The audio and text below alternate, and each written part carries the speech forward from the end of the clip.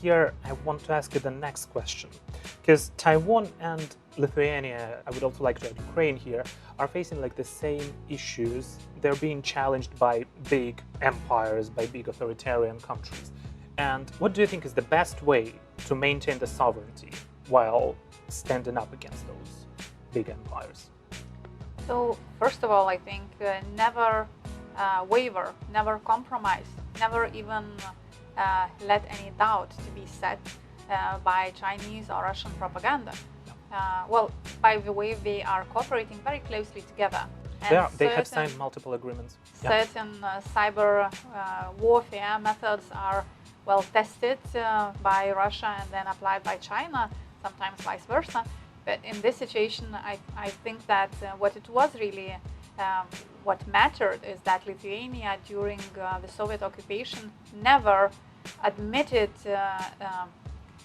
even a thought that we are a part of Soviet Union. We were always occupied. Also, every Lithuanian knew that we are Lithuanians, and that foreign language, Russian language that they tried to impose on us still stayed as a foreign language, which was included in the school package, but it was a foreign language. Our language was Lithuanian language, and this is also very important. Also, our cultural identity. I mean, when you look at Russia, they don't have sidewalks where people are, well, robbing Ukrainian houses of toilets, washing machines, and etc. And I mean, it shows that we live in a completely different world. And it's not about poverty. It's about lack of culture, lack of civilization. And this is really scary that people who have not resolved their own problems, who have not moved forward for 1,000 years, are still trying to impose their so-called greatness, their so-called empire thinking on us. 朋友们，大家好，安大家好，我是苏探，欢迎收看这一期的节目。Today I have invited Lithuanian MP and the Vice President of the Social Democratic Party, Ms. Dovilė Šakalienė, to take part in our today's show, where we will talk about the democratization of Lithuania, the current Lithuanian-Taiwanese relationships, and the support of Ukraine.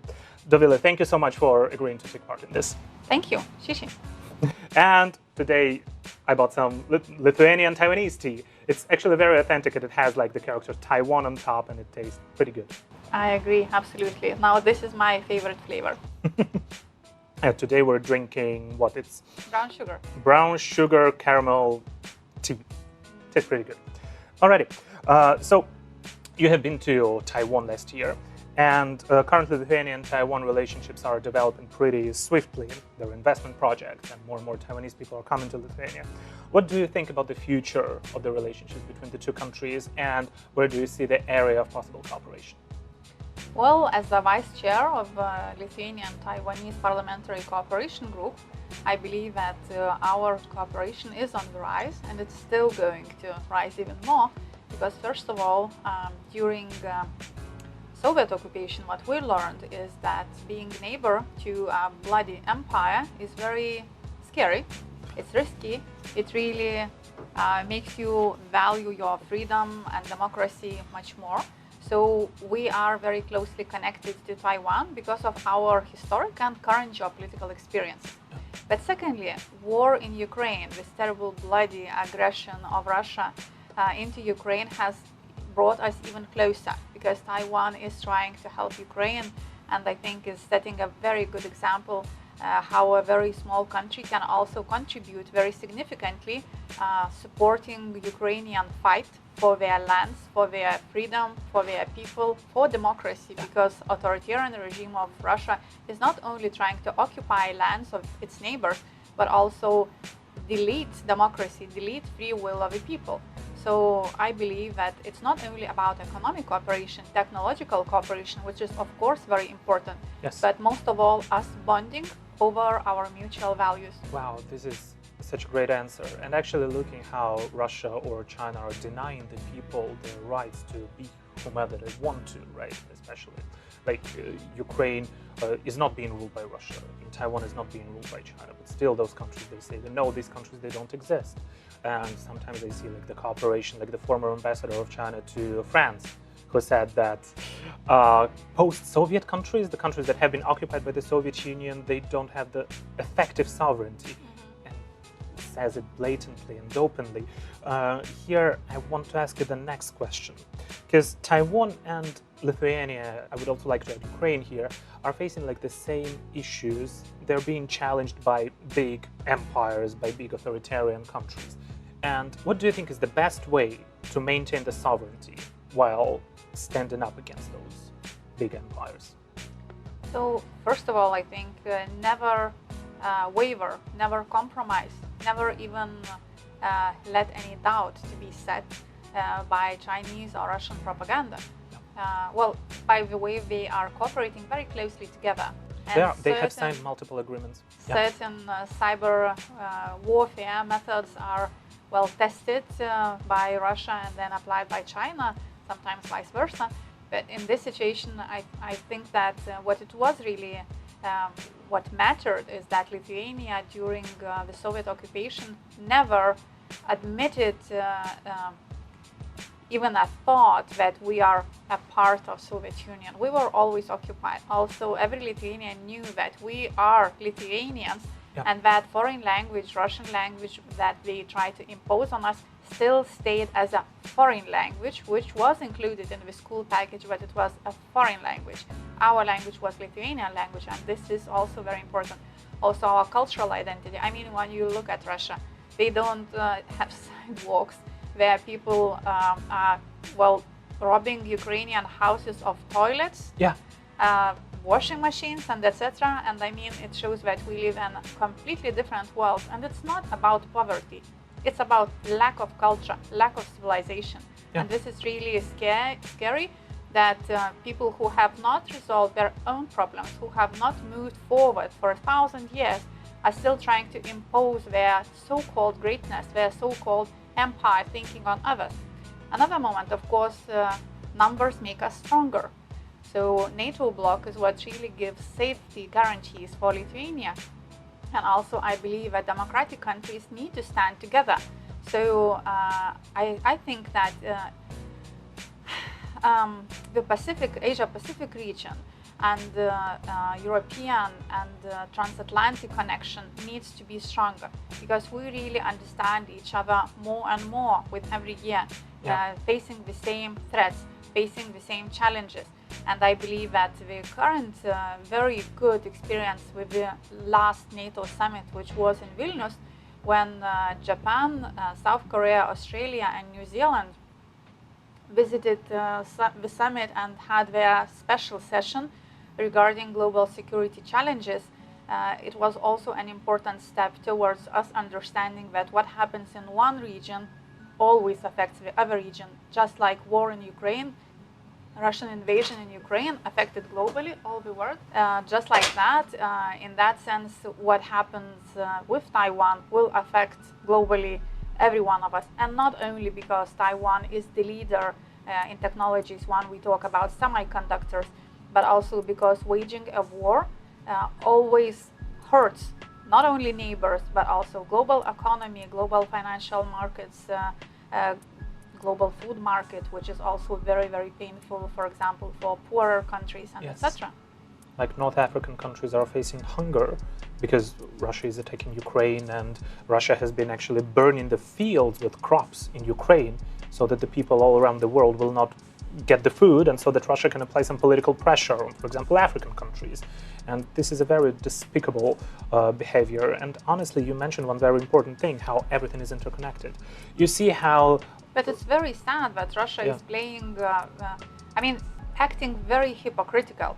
I mean, they are playing the card of consensus or agreement, there is nothing to agree upon when we talk about food market, when we talk about Ukrainian grain. Stop the war, stop the invasion, and let the ships of Ukraine to pass the food to the countries that need it freely. Exactly. Not only they robbed a lot of Ukrainian grain, acting like street muggers, but even more, furthermore, they are stopping that grain from reaching the countries of destination and then trying to organize so-called negotiations, the grain agreement.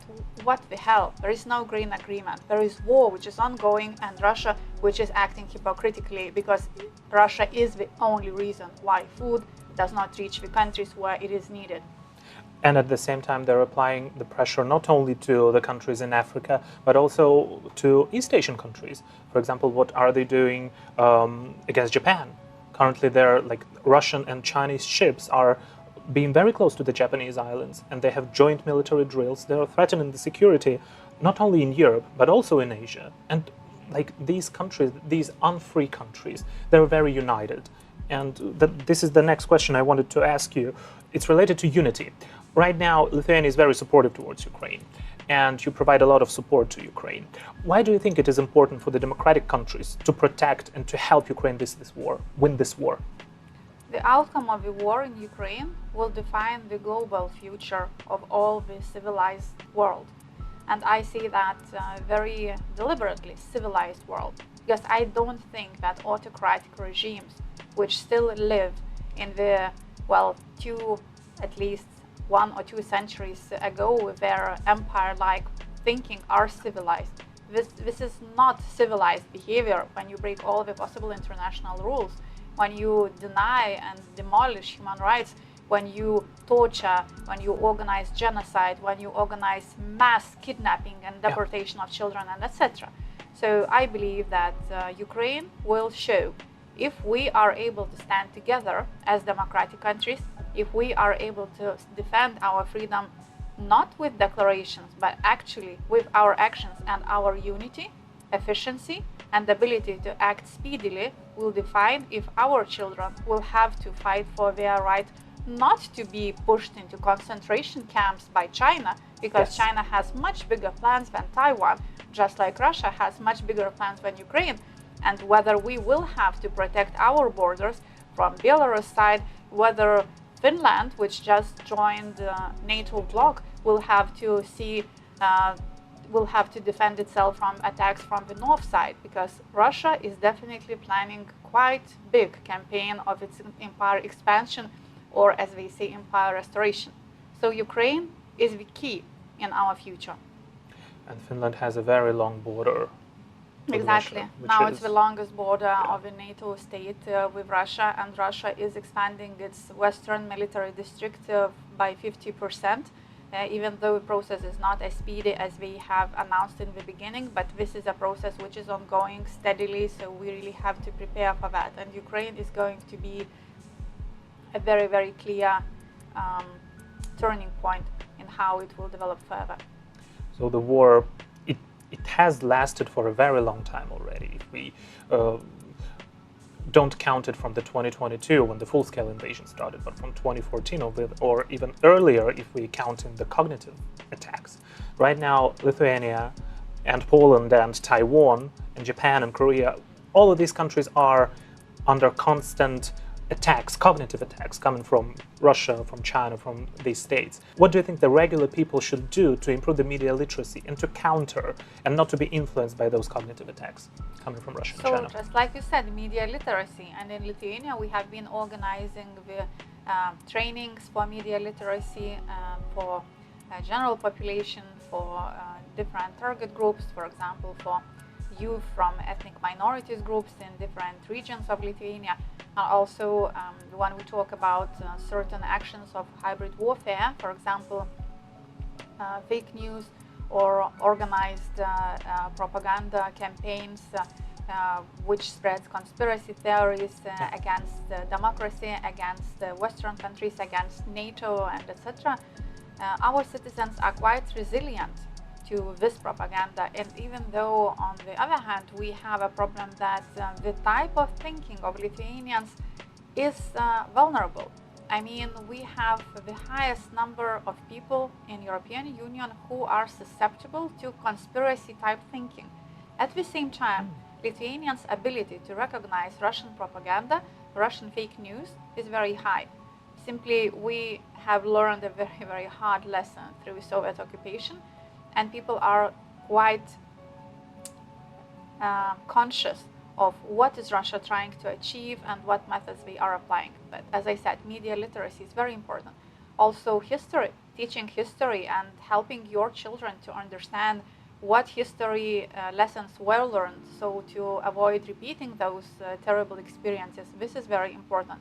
Another moment is also keeping in touch with the global media, keeping in touch with politicians of big NATO countries, of your big allies, because it's very important that not Russian narrative, not Russian propaganda is we want to reach them first, but the actual objective news, the truth, what is actually going on there on the ground, because that is also sometimes very dangerous.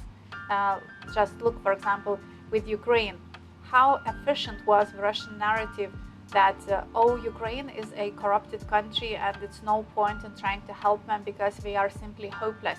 And it really slowed down certain processes of providing support to Ukraine, and it cost us a lot. Just like NATO enlargement myth. Russia is really still pushing that myth that NATO enlargement will provoke Russia, even though historically accurate to say is that whenever a country was invited and or accepted to NATO, Russia stopped threatening it. So it's the opposite. Nevertheless, the myth, because it's so actively propagated by Russia, is still alive and is still affecting the decisions of the decision makers that, well, will decide the fate of Ukraine. And it's a wrong type of thinking. There is no such thing as NATO enlargement. As if like somebody in the United States said, okay, now we're gonna take Poland, now we're gonna take Lithuania, now we're gonna take Czechia. No, it's not how it was, because accepting countries' free will. That we is what wanted to join about. By ourselves. Exactly. That's the point. It was because we were afraid of Russia. Because it's defensive alliance. And I would say that sometimes it seems that some countries have forgotten what NATO alliance is about. It's a defensive alliance, defense from Russia. Yes. And in that sense, Russia has been then and has remained now our main threat and risk. And just compare it to the defensive alliance that has been organized by Russia. The countries are losing sovereignty to Russia. Like with Belarus, what was going on with Belarus, the country is totally dependent on Russia militarily. Or with Kazakhstan, when the people stood up to the government, Russia just sent the troops. They are perfect in really creating deviations from the actual meaning of the actual term. I mean, with Russia, defense means offense. Yes, and it's very important to understand, for everyone to understand, that what Russian propaganda says is not necessarily the truth, and in most cases it's a lie. I think that it's very difficult to find anything truthful, even though, of course, the type of their propaganda wars is related to mixing some true facts with lies and propaganda and fake news. Nevertheless, the percentage of the true facts that is mixed in that conspiracy theory crap is such minuscule, I'd say. It's basically Putin's fantasies mostly about history, how he perceives it, and not what really happened. But you said that Lithuanian people can understand and can find out the Russian propaganda easily. What about Chinese propaganda? Well, I believe it was a very speedy learning curve. In the beginning, this myth that China is oriented only towards economic mutual benefit was really efficient. So many people believe that, well, China is the largest market in the world and therefore it's the most beneficial. Yes, they were definitely a huge market. Were they beneficial? Our governments for several terms in a row tried to invest into building relationships with China. But China was not interested in Lithuania per se, because we are such a small country and such a small market, and that was in the end really beneficial for us actually, because when we see what happened with the countries that had more lucrative markets or were positioned geographically so that it was useful for China to build its like pearl beads strangle necklace. I don't know how to translate it directly into English, but I know what I think you know what I mean. I mean, putting those pearl beads all around the world to organize a possibility for them to control all the main connection hubs, connection points.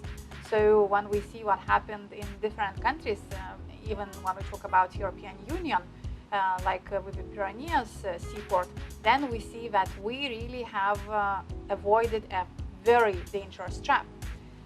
And then when China started to be more and more aggressive towards Taiwan, talk openly about the war, and the ambassador in Paris, I think, was cherry on top when he openly said what was obvious between the lines to those who were interested, but maybe not so obvious to the general public, that in his opinion, formerly occupied countries such as Baltic states do not have efficient sovereignty because of, I don't even remember what was his interpretation, but nevertheless, that really was, I mean, the last drop.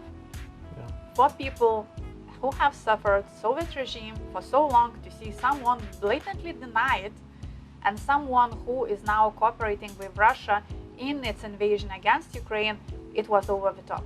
And of course, when we talk about Ukraine, we all try to support Ukraine as much as possible, and China has been demonstrating so-called ambiguity, whereas it's no ambiguity, and more facts became public how China is supporting Russia financially, technologically, etc., etc. I mean, China has been the big supporter of the Russian war machine. So for us, I mean, come on, no, we don't really want to do anything with that. Thank you so much. And the last question will be related to Lithuania and Taiwan about the democratization processes, because Taiwan democratized at around the same time frame when Lithuania got its independence back. And what do you think can be the things that Taiwanese people and Lithuanians can learn from each other in overcoming the authoritarian past or the occupation? Well, I believe that it's a very different experience in the sense that, regretfully, of course, Taiwan was authoritarian before it became democratic, whereas we were occupied by authoritarian regime, but Lithuania always was a democratic country. So for us, it was just restoring our usual lifestyle. So it was, I think, quite easy and I mean natural. But at the same time, what was really difficult is also to assess and to move on with those really sensitive parts of our history where part of our society collaborated with authoritarian regime, and they hurt so many other people. But at the same time, you cannot continue to live in hate. You have to find a solution, but you also have to remember, I mean, even in certain situations, lustration or letting go is acceptable, but not forgetting. Remembrance is, I think, the key to ensuring that this will never repeat again. So when some people say, oh, it was Soviet times, I mean, let's not dwell on it. Let's forget and live on. Yes, we have to live on. And in certain situations, we can even understand why people were collaborating, because they were threatened, they were afraid. And yes, some of them were threatened and afraid and did not collaborate. So we can understand. Sometimes maybe we can even forgive certain persons, but we will not forget, because forgetting makes it very easy for the history to repeat itself. So the best way is to stop bad things from happening again, to prevent, for example, for authoritarian rulers to be back. And that's why it is very important and very crucial to learn history, to learn about your past. Do not sweep it under the rug. Do not forget what happened, because you know what to avoid then. Face it. Thank you so much. Thank you so much, Dovilė. Maybe some last words for the Taiwanese viewers. So I visited Taiwan for 2 times already, and I'm really looking forward to seeing my friends again. And even though Taiwan is physically so far away from Lithuania, I feel that you are so close by, because we really understand each other. And I think that my friends in Taiwan are people who are one of the most important allies when we talk about the difficult decade that is ahead of us. So, Shishi, thank you. Thank you so much.